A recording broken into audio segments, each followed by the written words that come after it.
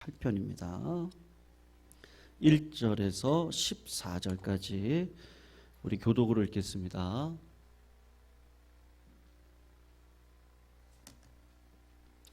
시편 48편 1절에서 마지막 14절까지 교독으로 읽겠습니다. 1절 제가 먼저 읽습니다. 여호와는 위대하시니 우리 하나님의 성 거룩한 산에서 극진히 찬양받으시리로다. 터가 높고 아름다워 온 세계가 즐거워하며 큰 왕의 성 곧 북방에 있는 시온산이 그러하도다. 하나님이 그 여러 궁중에서 자기를 요새로 알리셨도다.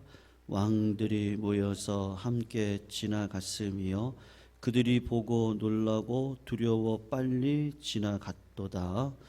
거기서 떨림이 그들을 사로잡으니 고통이 해산하는 여인의 고통 같도다.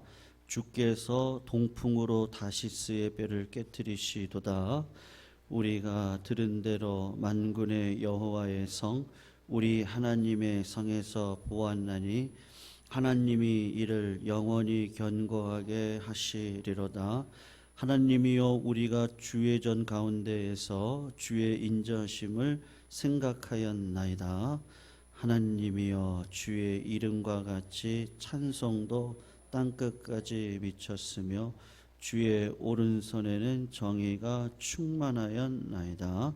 주의 심판으로 말미암아 시온산은 기뻐하고 유다의 딸들은 즐거워할지어다. 너희는 시온을 돌면서 그곳을 둘러보고 그 망대들을 세어보라. 그의 성벽을 자세히 보고 그의 궁전을 살펴서 후대에 전하라. 이 하나님은 영원히 우리 하나님이시니 그가 우리를 죽을 때까지 인도하시리로다. 아멘. 시편 48편은 예루살렘 성과 그 성 안에 있는 시온산이 있거든요. 근데 요 예루살렘 성 그리고 시온산을 노래하고 있습니다.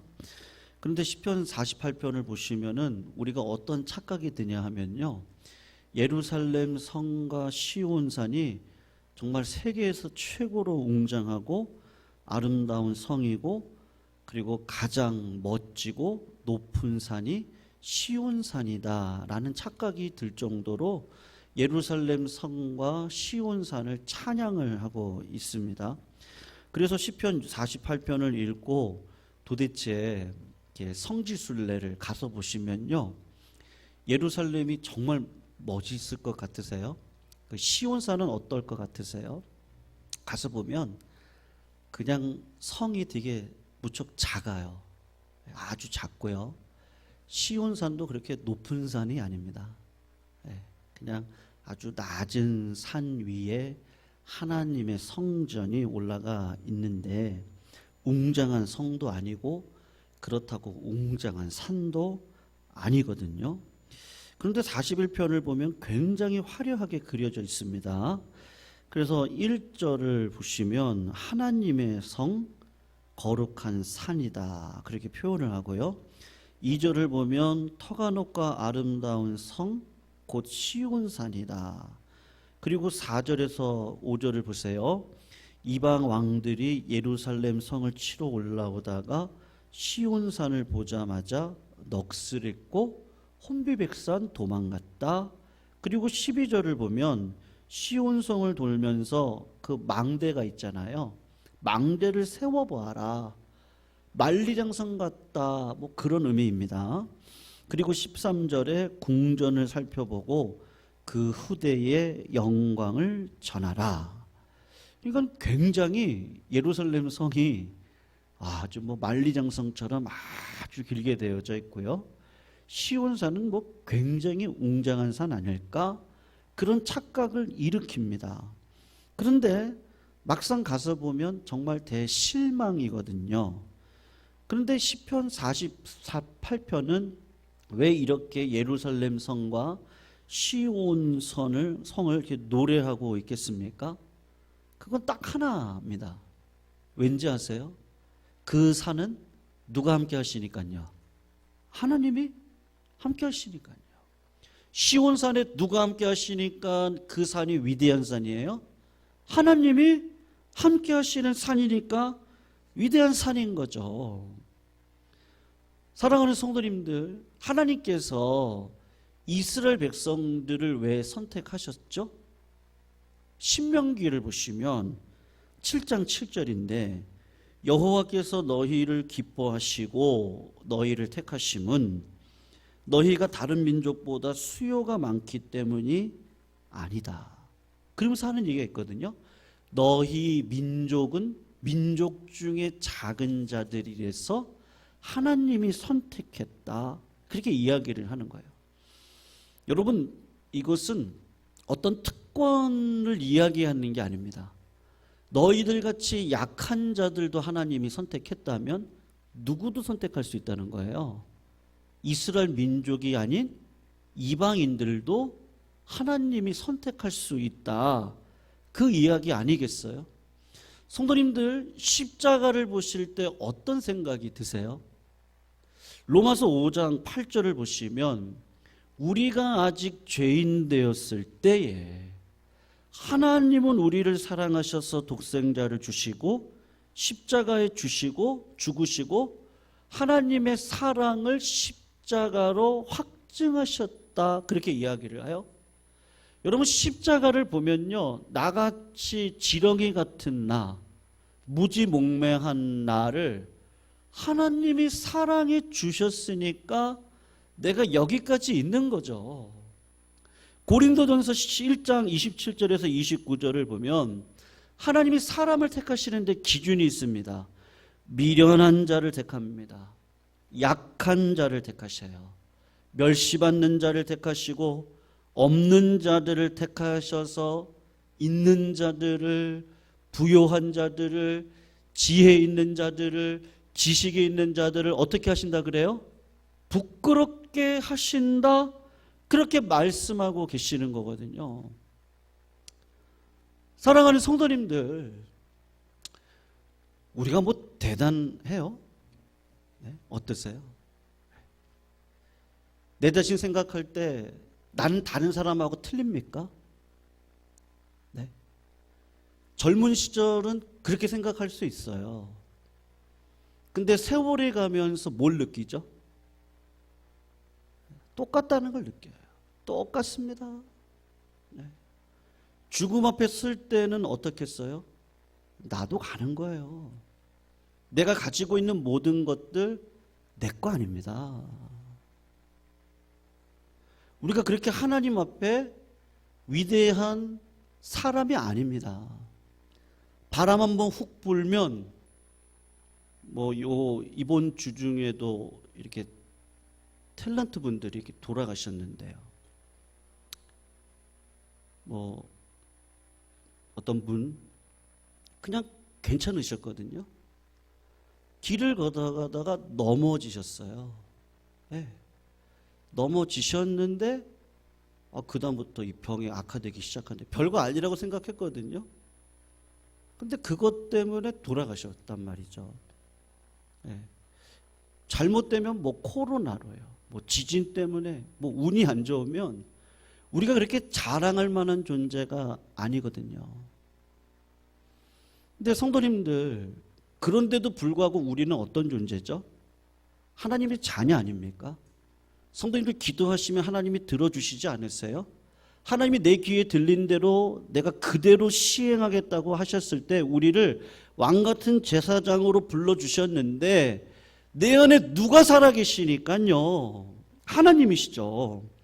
고린도서 3장 16절을 보면 너희는 너희가 하나님의 성전인 것과 하나님의 성령이 너희 안에 계신 것을 알지 못하느냐.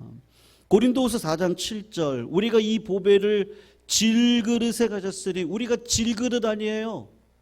잠시 바람 한번 불고 세월 지나가면 깨져야 되는 질그릇인데 이는 심히 큰 능력이 하나님께 있고 우리에게 있지 아니함을 알게 하려 함인데 이 질그릇 안에 누가 담겨져 있어요? 보배 대신 예수 그리스도가 담겨져 있는 거 아니겠어요? 우리 안에 예수 그리스도가 살아계십니다. 여러분, 예수님이 2000년 전에 부활하셨고 이 땅 가운데 제자들에게 40여일간 보이시다가 하늘로 승천하셨고, 그리고 구하라 찾아라 두드려라 그리면 너희에게 성령을 선물로 주시리니, 성령이 너희들의 마음 가운데 들어가 있으면 나는 성전이 되어져서 내가 오늘도 축복권 장자권을 가지고 하나님의 영광을 위하여 축복합니다. 예, 담대하게 살아갑시다. 성도님들, 나사렛 예수의 이름으로 악한 마귀의 권세는 물리칠 수 있습니다. 육신은 건강해질 수 있습니다. 기도로 이기시면 됩니다. 네. 하나님께서 우리의 모든 것들을 책임져 주십니다. 이걸 경험하고 뛰어넘으셔야죠. 여러분, 모든 것들은 다 영적인 문제거든요. 내 안에 성령님 살아계시면 됩니다. 살아납니다. 하나님의 영광을 위해 살아갈 수 있는 위대한 인생길이 될 수 있는 겁니다.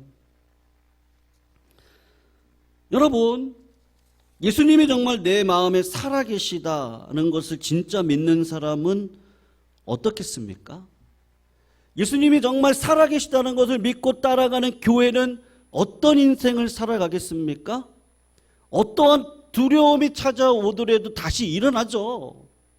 어떠한 슬픔 가운데 있다 할지라도 다시 눈물을 뿌리고 하나님께서 주시는 기쁨을 가지고 일어서서 하나님의 영광을 위하여 다시 전진하는 인생을 살아가지 않겠습니까? 근데 문제는 뭐예요? 성도님들 한번 생각해 보세요. 지금 성도님들의 지갑에요, 수표로 10억짜리가 있어요. 그러면 어떻게 하시겠어요? 예배 시간에요? 네? 이렇게 자꾸 볼 것 같아요. 아, 이거 10억 잘 있나? 아, 왜냐면 이거 잊어버리면 큰일이잖아요. 이거 10억인데요. 네. 그러다가 또 하겠다. 잊어버리면 어떡하지? 또 찾아서 또 보고. 아, 잘 있네. 이러지 않겠어요? 근데 여러분들의 10년 가운데 누가 계세요? 그 10억, 100억, 1000억, 이 땅에 무엇을 갖다 대도 비교할 수 없는 누가 계시는 거예요? 예수님 계시잖아요. 예수님이. 날마다 주님 바라보시고 주님의 은혜를 누리시고, 주님이 말씀하셨잖아요. 두려워 말아라. 내가 너와 함께 한다. 너희들은 근심하지 말아라. 성령을 구하라. 그러면 능력을 받는다. 그리고 증언자의 인생을 이 땅 가운데 살아갈 것이다. 여러분들이 정말로 창조적인 인생 안에 들어갈 것이다. 주님이 약속하셨잖아요. 네. 그 주님이 나와 함께 하시는데 뭐가 두려워요? 예, 뭐가 날마다 죽겠다 그러고 살겠냐고요. 우리는 이미 그런 존재가 아니에요. 믿으시기를 주님의 이름으로 축원합니다. 우린 그런 존재예요. 왕같은 제사장으로 우리를 불러주셨어요. 그러니 내가 볼 때는요, 이렇게 무지몽매한 자가 있을 수 없어요. 맞아요. 나는 무지몽매해요. 나는 아무 능력이 없어요. 맞아요. 나는 비천한 존재예요. 근데 하나님이 계시잖아요. 기도하면 되는 거죠. 세상은 판단하잖아요. 이미 결정 내리죠. 근데 하나님은 뭐라 그러죠? 아니래요. 가능성이 충만하대요. 일어서면 된대요. 왜요? 차이점은 뭐예요? 하나님이 계시기 때문인 거죠. 사랑하는 성도님들, 출애굽기 32장에서 33장을 보면요, 모세가 시내산에서 십계명을 받아 내려올 때 이스라엘 백성들이 산 밑에서 금송아지를 섬겼습니다. 금송아지를 신이라고 큰 대역죄를 범했습니다.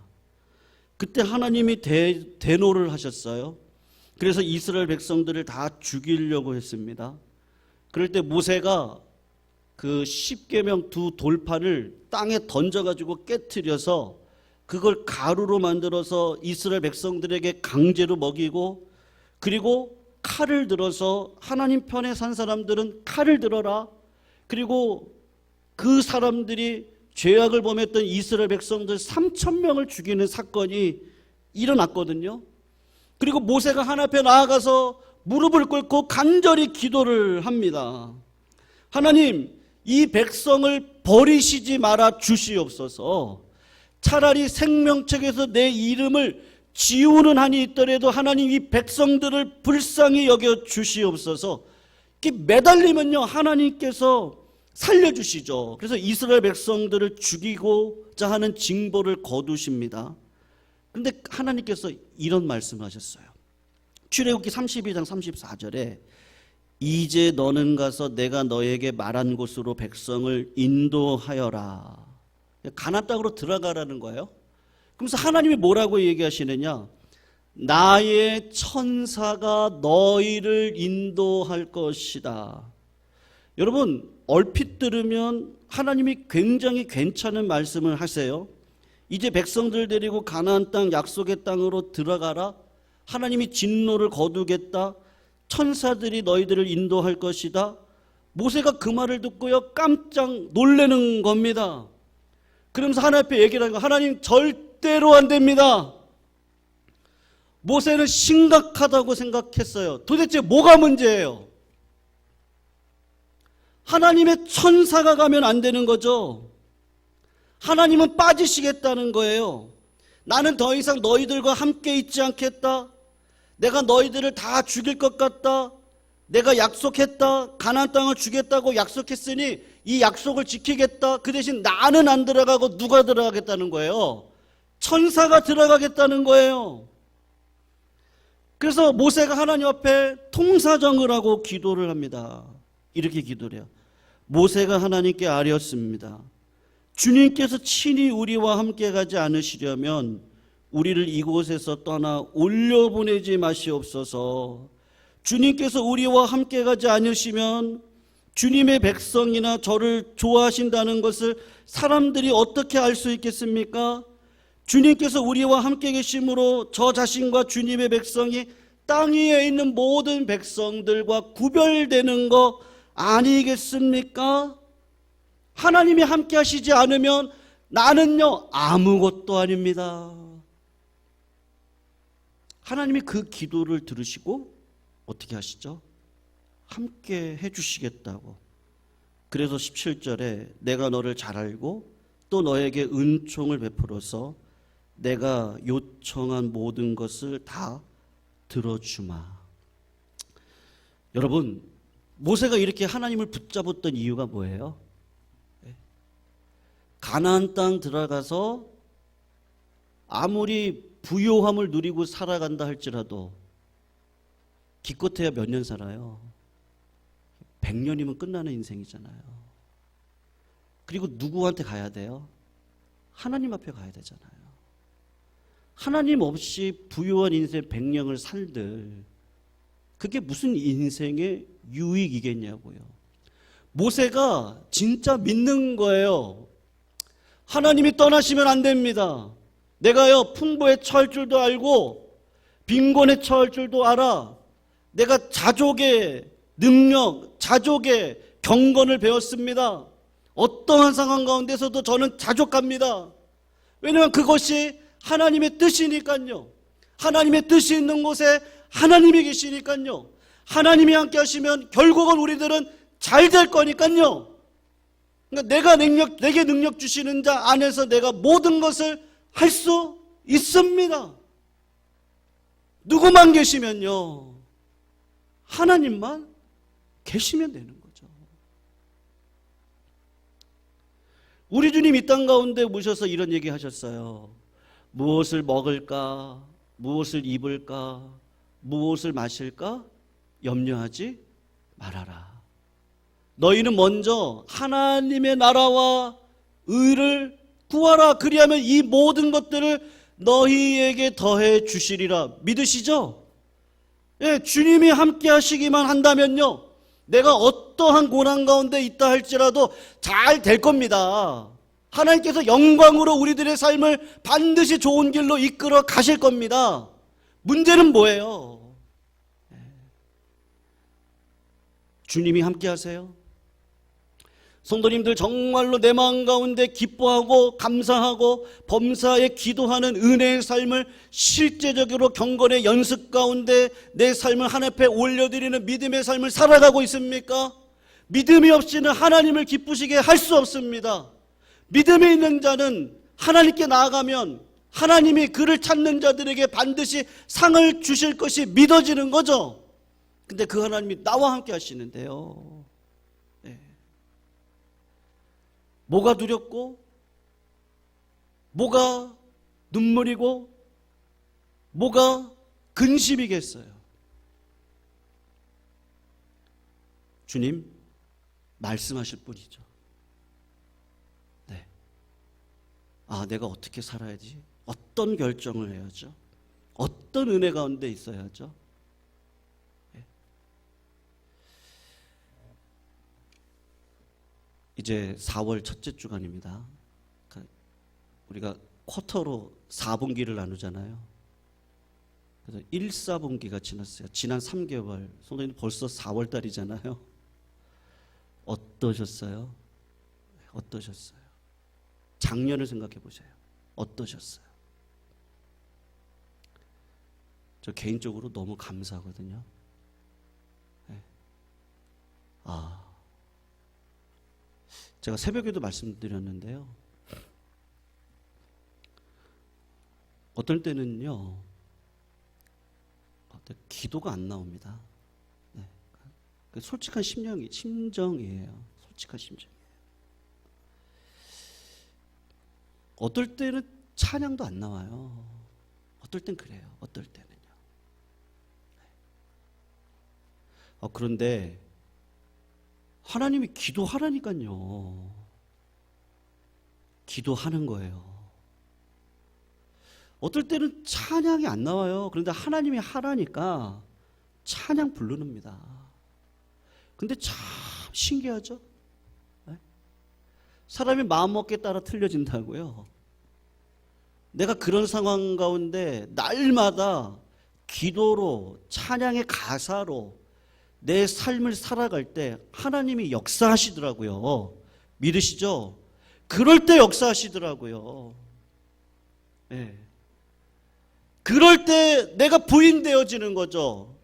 그럴 때 하나님이 나와 함께 하심을 그때 믿음이 발휘되어지는 거죠. 무슨 기도가 나와요? 그런데도 불구하고 하나님 살려주세요. 하나님 저에게 은혜 주세요. 하나님 위대한 꿈을 꾸게 해주세요. 하나님 기도의 능력을 주세요. 영권 주세요. 하나님께서 영을 살리시면 내 모든 것들이 살아납니다. 복의 근원 되게 해주세요. 나는 아직도 미천합니다. 아무것도 모릅니다. 하나님 지혜 주셔야 됩니다. 하나님 일꾼을 붙여주셔야 됩니다. 네. 하나님 해주셔야 됩니다. 근데 이게 되더라고요. 우리가 언제 잘나서 내가 생각하고 내가 계획해서 이 한국 땅에 태어나셨어요? 내 이름도 내가 선택할 수 없는 그런 상황 속에 우리가 던져져 이 땅 가운데 왔다면 하나님이 내 던져진 인생을 믿음으로 던져 주님 편에 서는 자에게는 하나님이 맡겨주시는 인생으로 우리를 반드시 끌어갈 줄로 믿습니다. 문제는 뭐예요? 주님이 믿음을 보겠느냐? 이 사악한 세상 가운데 믿음을 보겠느냐? 누가 함께 계세요? 성도님들은요, 한번 이렇게 따라해 보시죠. 나는 참 대단한 사람이다 나. 이렇게 한번 해보세요. 나는 대단한 사람이다. 예. 자기를 이렇게 좀 칭찬해 주세요. 예. 성도님들 오늘 축복 기도하시면 하나님이 축복으로 성도님들의 삶을 이끌어 주실 줄로 믿습니다. 악에게 지지 마시고요, 선으로 이기시기를 축원합니다. 예. 그게 믿음이죠. 그런 자를 하나님이 축복해 주시고 칭찬해 주시고, 야 네가 작은 일에 충성했네? 내가 너한테 10골 큰 거 맡길게.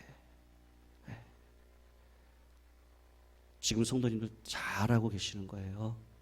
오늘도 주님과의 관계는 계속되는 진행형입니다.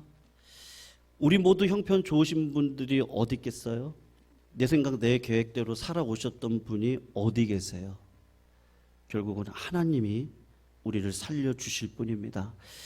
우리 찬양 하나 불렀으면 좋겠는데요. 먼저는 우리 감사했으면 좋겠습니다.